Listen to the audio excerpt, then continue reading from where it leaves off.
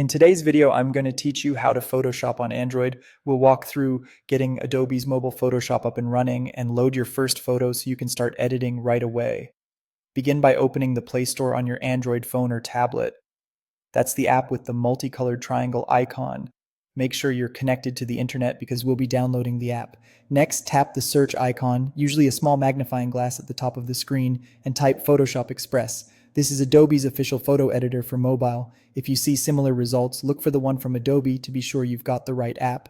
Then tap Search to run the query. When Photoshop Express appears, tap Install. The download size can vary, so using Wi-Fi is a good idea. If your device prompts you about storage space, consider clearing a little room before continuing. Now wait for the app to finish installing. You'll see a progress bar, and the open button will appear when it's ready. After installing, tap Open to launch the app. You may see a short welcome or permission prompt. Go ahead and tap OK so the app can access your photos. This access is required for editing images stored on your device.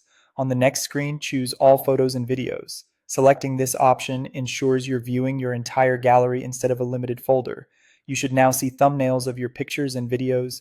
Pick the photo you want to edit by tapping on it. Choose any image you'd like to practice with. You can always come back and try others later. Then tap Continue to load that photo into the editor. At this point, you have access to a full set of editing tools.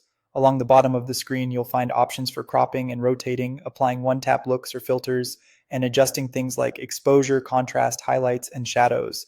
You can also explore tools for removing blemishes, sharpening details, adding text, and more. If you're new to editing, a helpful approach is to start with auto enhancements, then fine-tune with the sliders so the image looks natural. Small, gradual adjustments usually give the best results. Most tools display a slider that lets you control intensity, and previews update in real time. You can always undo a change or reset a setting if something doesn't look right. And that's it. If you found this tutorial helpful, don't forget to like this video and subscribe to my channel for more Photoshop tips and tutorials.